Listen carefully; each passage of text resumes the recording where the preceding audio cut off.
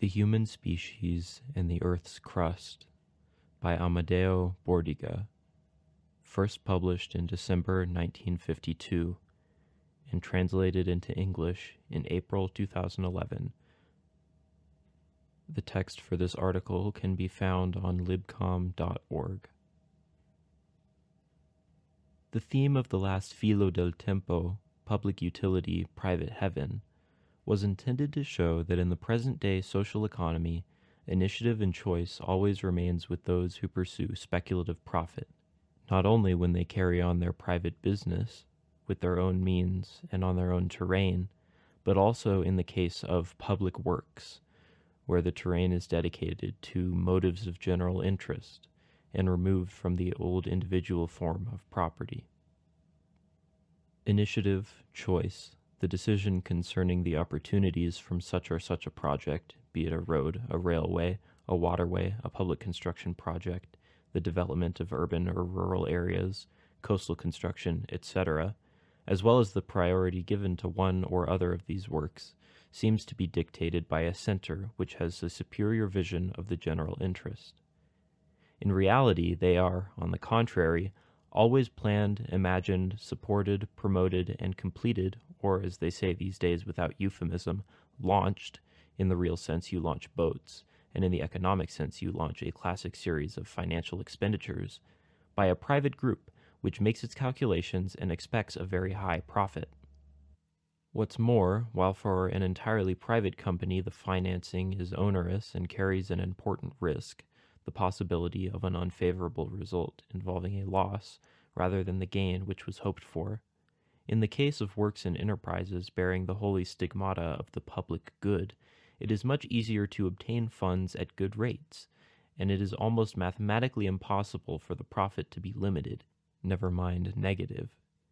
In effect, for the interest to be paid and the expected expense to be recovered, in this case, there is the means to make the external taxpayer responsible for the budget, so we can just as well speak of the work of private use and public fraud.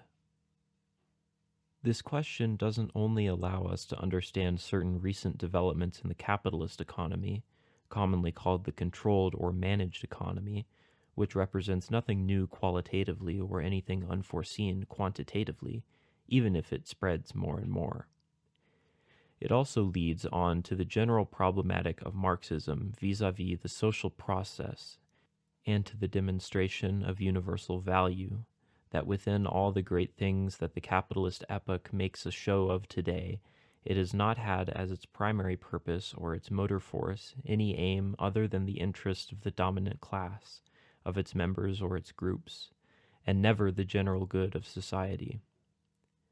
The question which we are talking about, while limiting ourselves to the works which transform the great cities, always vaster and more ostentatious in the present epoch, always more celebrated and praised to the skies as the masterpieces of civilization and wise administration, is linked to the question of the settlement of man the animal on the earth, and to the solution, not civilized and perfect, but insane and monstrous, given to it by the capitalist mode of production.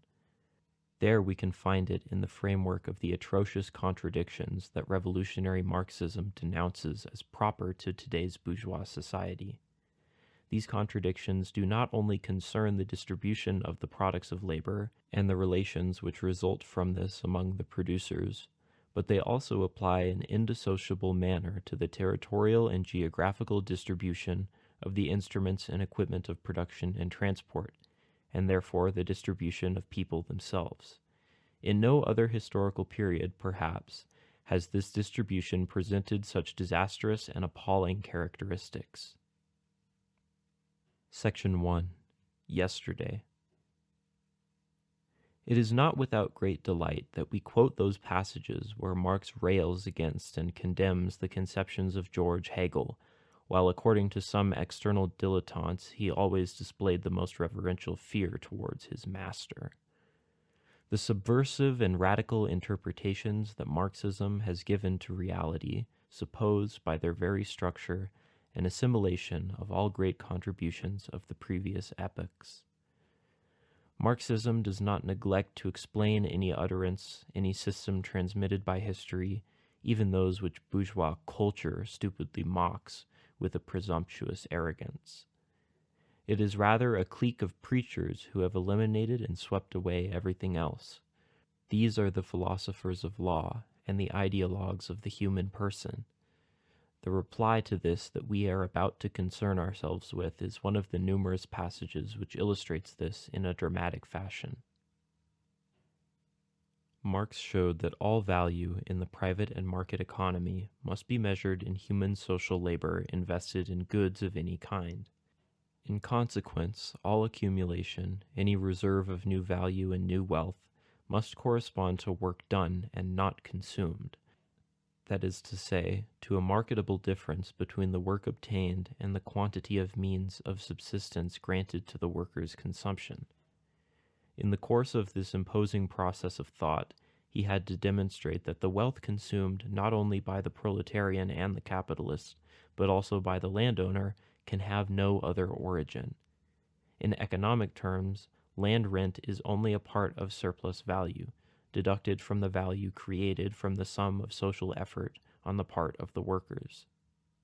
This thesis ruled out one of the opposing theses, that proposed by the physiocratic school, which states that wealth and value can come out of the ground before it even receives the contribution of human labor.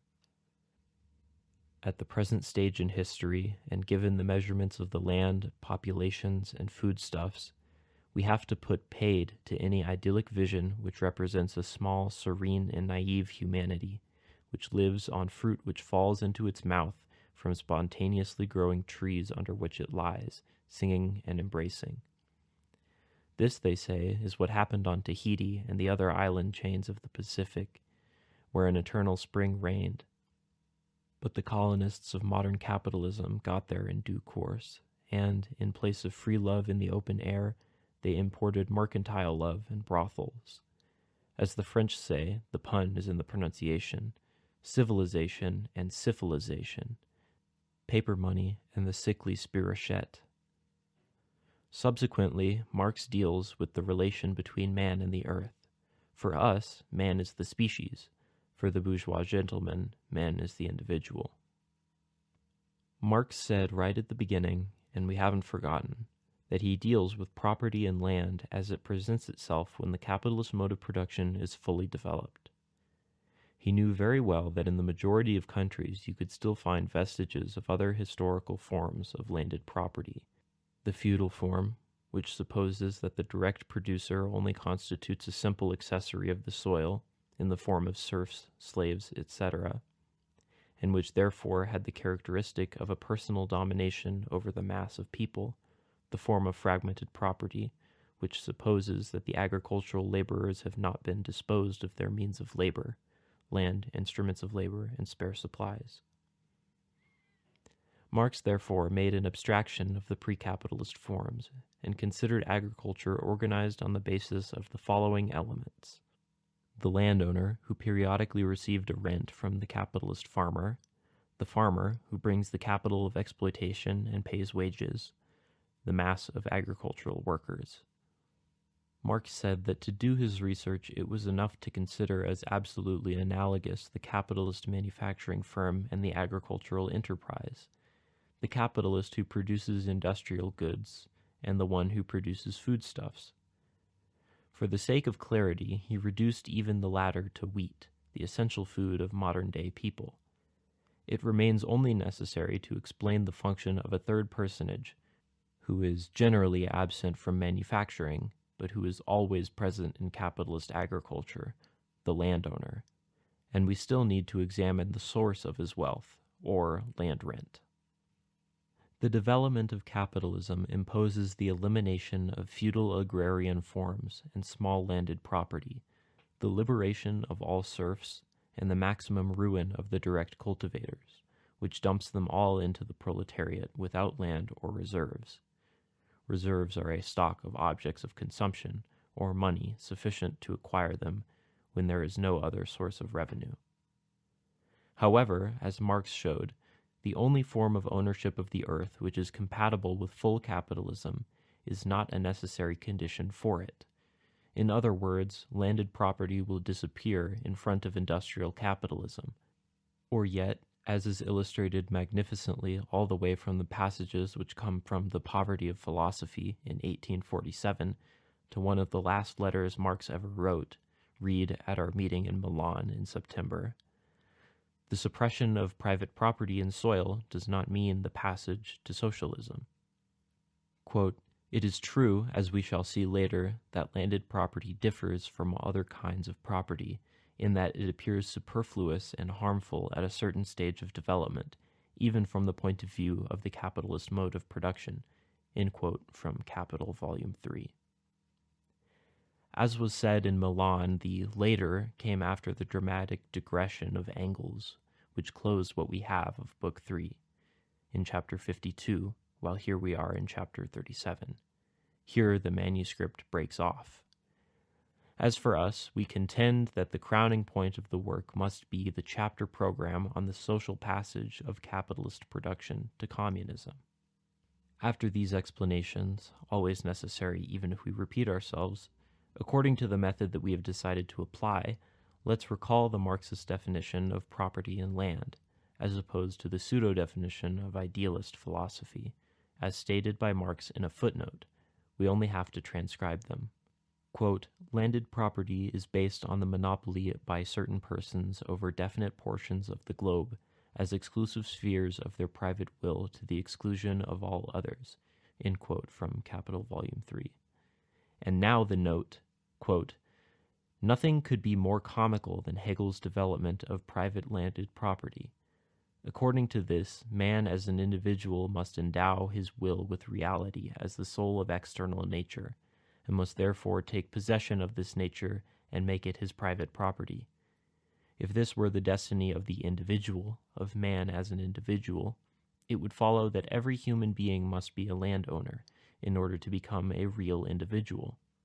Free private ownership of land, a very recent product, is, according to Hegel, not a definite social relation, but a relation of man as an individual to nature, an absolute right of man to appropriate all things. This much at least is evident. The individual cannot maintain himself as a landowner by his mere will against the will of another individual, who likewise want to become a real individual by virtue of the same strip of land. It definitely requires something other than goodwill." Here Marx, employing with a fine irony the Hegelian jargon which he had been a master of since 1840, wants to say, "For that you need the goodwill of truncheon blows." Furthermore, it is absolutely impossible to determine where the individual draws the line for realizing his will, whether this will requires for its realization a whole country, or whether it requires a whole group of countries by whose appropriation the supremacy of my will over the thing can be manifested.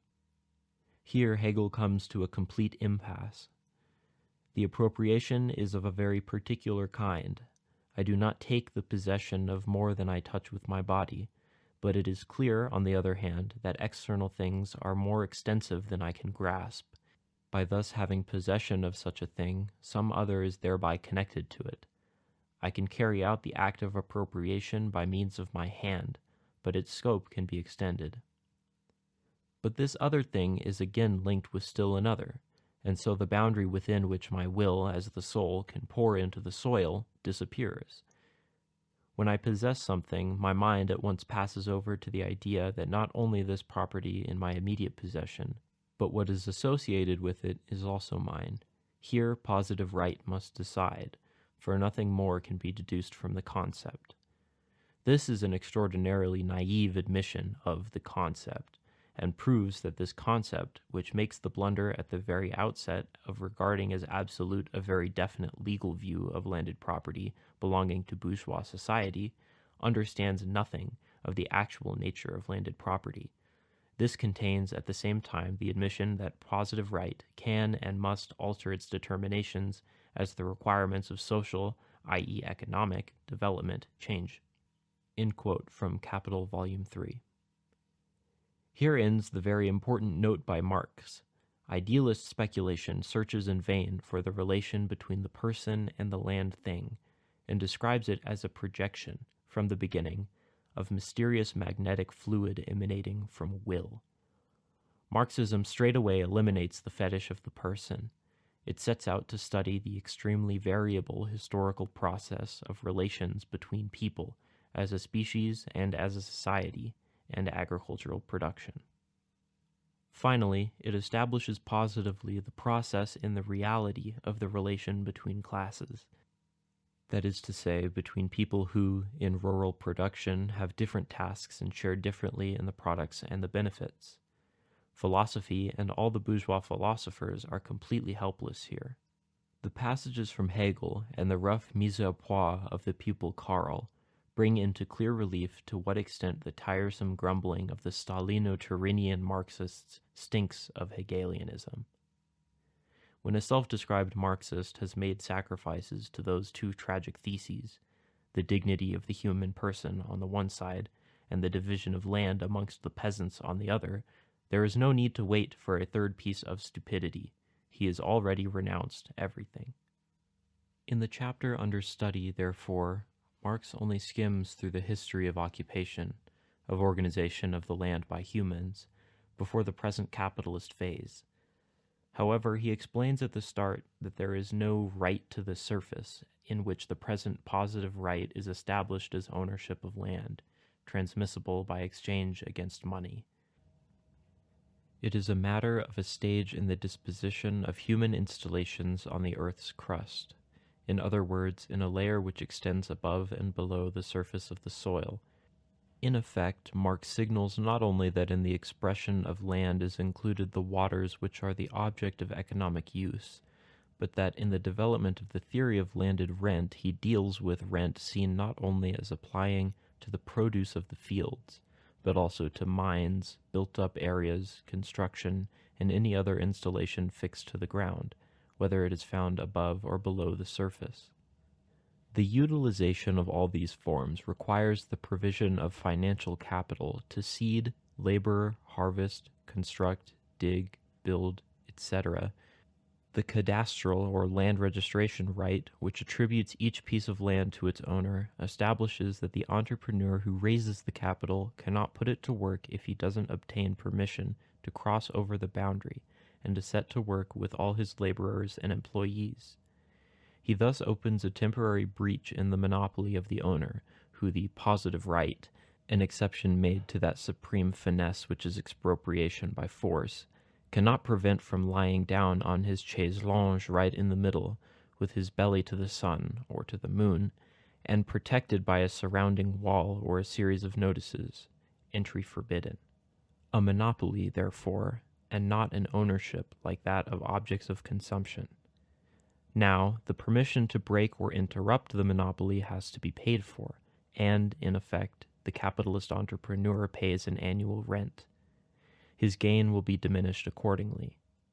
He will deduct the sum from the total profit which he will have left after paying 1,000 for the labor and selling the wheat for 2,000.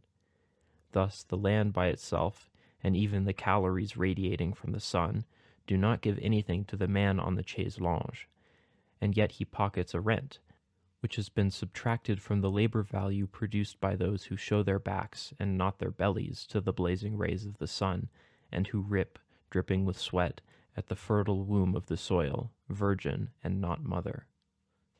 Marx showed that the law of the falling rate of profit of capital, more than any other factor, raises to the maximum the value of the land monopoly, and that the maximum increase is produced for the forms which are not purely agrarian, such as mines and building land, particularly in the area around large towns. Before going any further and ending up with Marx at the demonstration that the modern relation between people and the land is the worst of all the ways of using, or to put it another way, equipping the earth's crust by means of all the various kinds of installation, we will very quickly retrace the history of its conquest by man. Clearly, we are not going to seek out the psychic-like fingerprints of acts of will, but the physical effects of labor, and the efforts of generations, accomplished not because anyone set out with reason or consciousness, but because in the beginning there was a need, and at various stages of development, human collectivity providing in various ways for its security, its life, and its multiplication, in a diverse succession of successes and catastrophes. Man is not the only animal who leaves a trace on the Earth's crust, and is not content to travel around on light feet, brushing gently on the surface and leaving hardly a trace, like the fish who swims in the sea or the bird who flies in the air. In one sense, man is inferior, and the dream of Leonardo da Vinci has still not succeeded in detaching him from the ground with only the power of his muscles and without the help of vehicles, which, besides, were inaugurated by a sheep. In the water, despite his bathyscaphe made from the finest steel, Picard can only manage a descent of a few hundred meters, while life pulses in the submarine depths and was perhaps born there. On the solid crust, man perhaps has primacy over the other zoological species, but he was not the first to leave footprints or construct buildings. Numerous animals prowl about in the subsoil, boring out galleries, and the mysterious animal-plant colony, the coral, has constructed from its chalky corpses something greater than our edifices, veritable islands which we consider as an integral part of the geophysical landscape. The first humans were nomadic, just like the beasts, and consequently had no interest in creating fixed installations, such that the first acts of will, like Hegel said, did not give a soul to the soil, or to the turf, or the rock, but only to the branch torn down to serve as a club or a stone carved into an axe. On the other hand, they were already preceded by other colonizing creatures of the Earth's crust and authors of stable structures, and not only fixed things, but in certain cases things endowed with movement, if it is true that the beaver has a house and the elephant has a graveyard. Let's leave aside the nomad, who only left fleeting and often dispersed traces on the Earth's surface, and approach the first sedentary societies. We won't try to retrace history. It took millennia before, under the pressure of demographic growth and thanks to the first technical resources of labor, there appeared real constructions going beyond the tent of the Bedouin or the ice cabin of the Lapp. Man set out to dig the earth first of all to extract the rocks and the cement which would enable him to construct the first houses and buildings under the ground. And he imprinted on the wild crust the first paths, channels, numerous camps and trails which have resisted being uprooted and swept away over the centuries. While the predominant production was agricultural, the density of population was low, needs were limited, even if this already meant a demand for fixed territorial sites and the necessity of defending them, not only against calamities but also against attacks, invasions, or destructions by other human groups. And the exchange of products of the land remained at an embryonic stage. The form of the kitting out of the Earth's crust by human societies would conserve the traits of an intervention of limited depth. The greatest part, by far, of the space required by people was subjected to no intervention other than cultivation, which doesn't involve breaking into the ground beyond a few tens of centimeters. Obviously, it makes sense to ignore terrain which is not very fertile or which is too exposed to the dangers of flooding, unhealthy conditions, high winds, tides, droughts, which is situated at too great an altitude, etc. Between the cultivated fields would be a few rudimentary habitations for farmers, a modest network of roads to be traveled on foot or even on horseback, rare hydraulic constructions to assist rural techniques.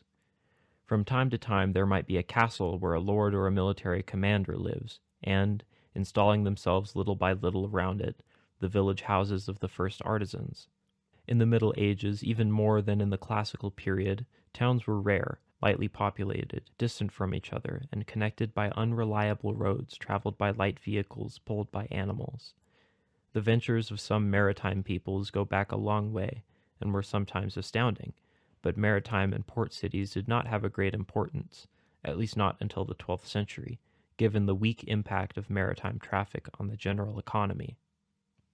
The dispersed population clearly outnumbered the population concentrated in towns. We know very well this segment, one of the most oafish, of the idealist symphony. It is urban agglomeration which produced schools, culture, civilization, the participation of the whole people in political life, freedom, human dignity. It's always like this. The more we see individuals crammed in their thousands and millions into stinking rabbit hutches, military abattoirs, barracks, and prisons, the more we see them reduced to pulp, because of this very concentration, by bombs, atomic or not, the more the Pharisaian adoration of the individual spreads its infection. Above all, urban agglomeration has produced illnesses and epidemics, superstition and fanaticism, physical and criminal degradation, the formation of the lumpen proletariat and of an underworld worse than the highwaymen of previous centuries, the terrifying rise of all the statistics relating to crime. On this level, the richer and more advanced countries are ahead of the backwards countries, and the prize goes to those with the biggest urban units. Here it is not a question of applauding the situation of the rural masses today, those rare examples of a real agricultural proletariat who are really housed in modern habitations spread out over an area and not concentrated in towns of more than 50,000 people. The small farmer who lives in a log cabin on his little piece of land doesn't offer us an image of anything desirable either. On the subject of this layer of the population, an object today of adoration from fascists, the democratic and Stalinist false left, or the Catholic center, here is what Marx had to say. Quote, "Small landed property creates a class of barbarians, standing halfway outside of society, a class combining all the crudenesses of primitive forms of society with all the anguish and misery of civilized countries." End quote from Capital Volume 3. But, and it would be useful to complete the description of this picture sometime, the results of big rural property and modern industry are scarcely any more brilliant. The first leads to the progressive reduction of the agricultural population and the fertility of the soil. The second destroys labor power, hence the natural force of human beings. In this, Marx adds, they go hand in hand. And for him, as for us, the healthy and vigorous coarseness of the barbarian peoples was less dire than the degeneration of the masses in the capitalist epoch, the epoch that our enemies designate as civilization, a word used well here and in its proper sense, because it means the urban way of life, the way of life proper to those great agglomerated monsters which are the bourgeois metropolises. Section 2. Today. We are not dealing here with urban development and its effects from the point of view of the whole social development, but only from the technical basis of the organization of the land, which tends to transform it, without much concern for the needs of agriculture, into a space really equipped with all the general installations which create the platform of urban complexes, transforming it into a space, to put it another way, which has roads, sewers, equipments for the distribution of water, electricity, and gas, installations for lighting and heating, communication, and public transport of all kinds. Up until the classical era, spaces left by cities swept away or razed by various devastations remained, despite the lower density of equipment and their weaker attachment to the subsoil, arid and unfit for any cultivation, as enclaves of desert in the midst of cultivated fields. Thus, the extension of the town to the detriment of the countryside, which accompanied the influx of people into the former, involved a very different and much more profound manner of transforming the earth's crust, and this new technical fact engendered new economic relations of value and rent, as defined by Marx and Engels, and thus of social relations, and the programs of social revolution. According to modern technicians, the system of big concentrations of people is economic in terms of the expenses required in every way to install the population on its territory. But economic for them means adapted to profit and to the monopoly of the dominant class. They would burst out laughing on seeing a proposal for a more dispersed and uniform organization, and would claim that the network, very different in this case, of all the systems of supply and drainage for habitations and people, would lead to excessive costs. But this is personified in the most extreme way by applied science, which is supposed to be animated by an incessant progress, while it is more and more reduced under the pressure of wheeling and dealing into a jumble of lies, calculations, and consciously incorrect deductions, and a terrible entanglement of superstitions and cliches. Italy, an extremely densely populated country, has more than 150 inhabitants on average per square kilometer, but in the towns, or at least in the center of towns, there are 400 inhabitants per hectare. That's 40,000 per square kilometer, without considering the most disastrous cases. The density there is therefore more than 250 times greater than the average, and the ratio is even higher if we compare the average urban density with the rural average. While the economic policy of capitalism tends to further exacerbate this terrible contradiction, revolutionary policy will frontally attack it with radical measures. Modern technology claims to have created masterpieces with the massive unitary infrastructures which allow the provisioning of a city with water and lighting, which makes its congested transportation function, which looks after its roads, takes away its waste, and destroys them to make them inoffensive, that is to say by mineralizing the organic part, or transporting them great distances into the rivers or the sea. Naturally, it scorns the type of rural organization in which each farm or each group of farms resorts to almost natural means to resolve the problems of supplying water or disposing of rubbish. The young graduate fresh out of university and a reader of fashionable journals would therefore grimace if he read the following passage from Engels from The Housing Question, 1872, and would condemn it as backwards and superseded by history and brilliant modern applications. Here, Engels responded to those who see as utopian the abolition of the opposition between town and countryside, under the pretext that this opposition is natural, or, more exactly, it is a consequence of history. Quote, "The abolition of the antithesis between town and country is no more and no less utopian than the abolition of the antithesis between capitalists and wage workers. From day to day, it is becoming more and more a practical demand of both industrial and agricultural production. No one has demanded this more energetically than Liebig in his writings on the chemistry of agriculture, in which his first demand has always been that man shall give back to the land what he takes from it, and in which he proves that only the existence of the towns, and in particular big towns, prevents this." End quote. Liebig, our youngster will say, what an old idea. He lacked all the data that we have today after almost a century of research in all areas, chemical, biological, and agronomic. Liebig is also cited by Marx, and if today we still have more confidence in him than in our modern universities, it is because more than all the present experimental data, he lacked something particularly notable, the grants and salaries distributed by Montecatini or AGFA, quoting again from The Housing Question.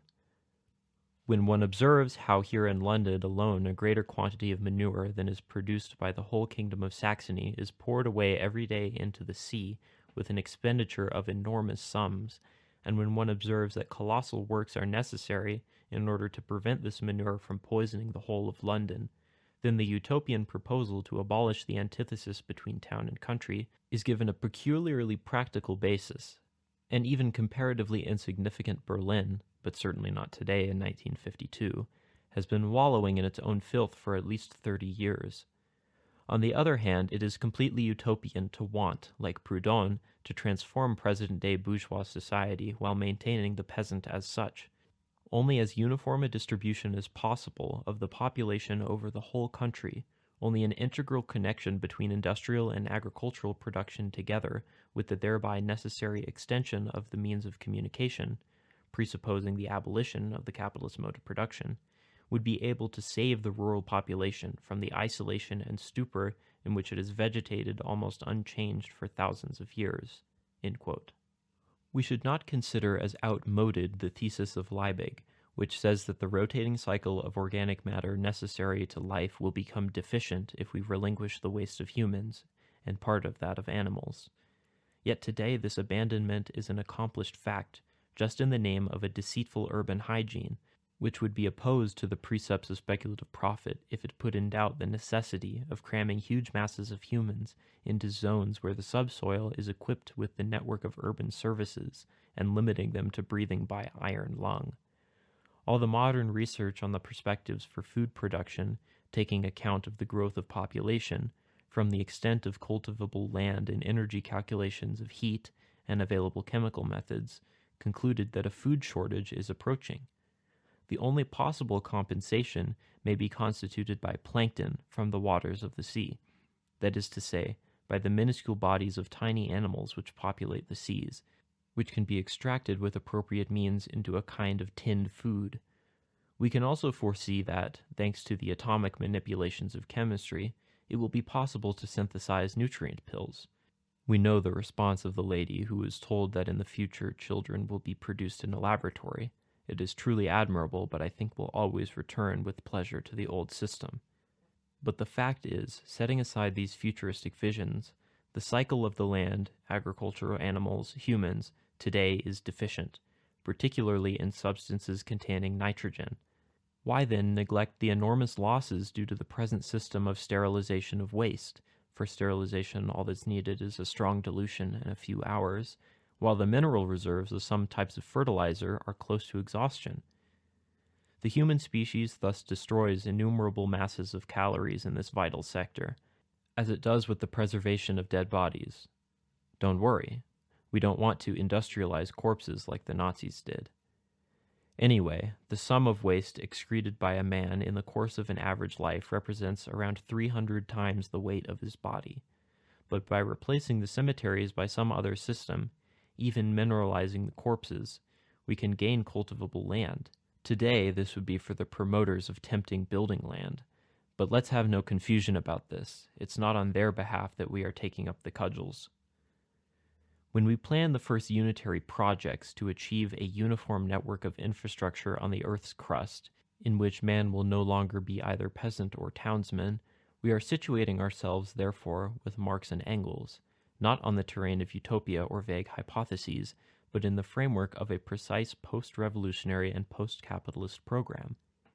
Bourgeois democracy cries out in horror if, to all the other freedoms of the citizens, we want to add the freedom to grow fat from the soil. As for bourgeois democracy, it has stooped so low as to renounce the freedom to breathe. The black fog which has attacked the great city of London paralyzed all activity for several weeks, while it deposited the fine coal dust secreted from thousands of chimneys around the metropolis into the lungs of those who ventured into the streets, and rendered completely useless the magnificent systems of lighting and transport, as well as all the factories and other places of work. So much so that it was the thieves and hoodlums who largely profited from it. We have therefore gone well beyond the equilibrium of the interests of the townsmen and those of the countrymen, which is the question in the latest declarations of Stalin. Here it is a question of an objective which capitalism pursues in vain, while that of the socialist revolution is to go beyond social classes, and therefore to suppress the possibility that social groups can secure improvements and well-beings at the expense of other groups. The capitalist system, in its supposed modernization of the most ancient systems, wants something for the crust of our planet which is completely irrational. The question is no longer about sharing out the product of such an enterprise. It is no longer a question of the economy, understood as a dispute about mercantile or monetary wealth. It is a matter of physically introducing a totally different type of technical equipment for the soil and the subsoil.